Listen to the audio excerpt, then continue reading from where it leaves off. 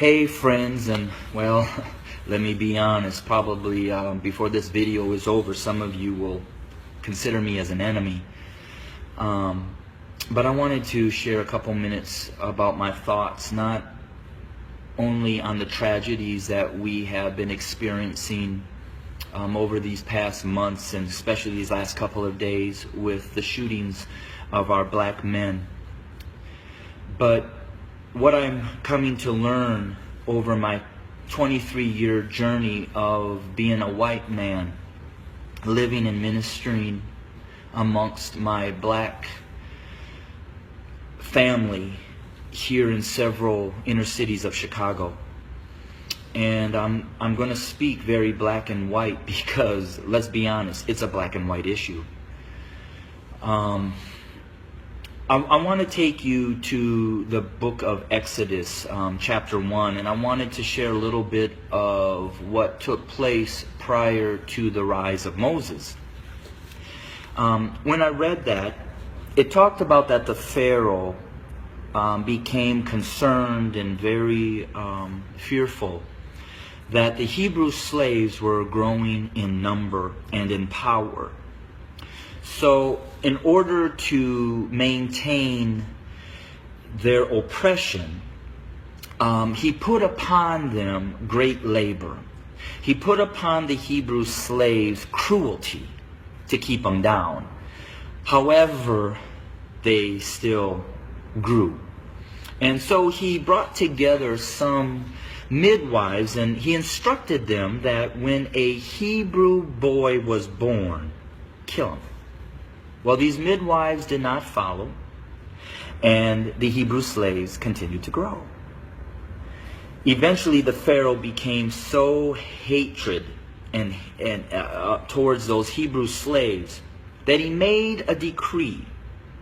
He put out an order that male baby boy Hebrew slaves were to be killed by casting them into the Nile River. Let's look at America. We brought blacks into this country as slaves. We never intended them to be anything other than a slave. But they began to grow in number and in power, and eventually they fought their way to some freedom. So we became even more cruel. And to keep our black Americans down, we lynched. But yet they rose. So then we used the welfare system, the criminal justice system, to keep them down, to contain them, to destroy them. But yet they rose, and they're rising. Then we built prisons and jails to hold them. Yet they rose. And so now we are doing exactly what the Pharaoh did at the end, sending out a decree: kill them. So until we admit that when we wrote this Constitution that all men are created equal, that we never intended to include our black brothers and sisters, our nation may end up facing exactly what the Egyptians faced when they refused to let God's people go. So I'm going to say this to my white fellow Americans, that the bloodshed that is on its way is not on the hands of our fellow black Americans, but is on our hands. We are the ones that are refusing to let God's people go. We are the ones that are refusing to acknowledge that we do not value our black brothers and sisters as equal individuals or equal Americans as us white men. And to my black brothers and sisters, the racial issues, as I've said, have been there from the very foundation. But why do we see it more? Because there's a shifting.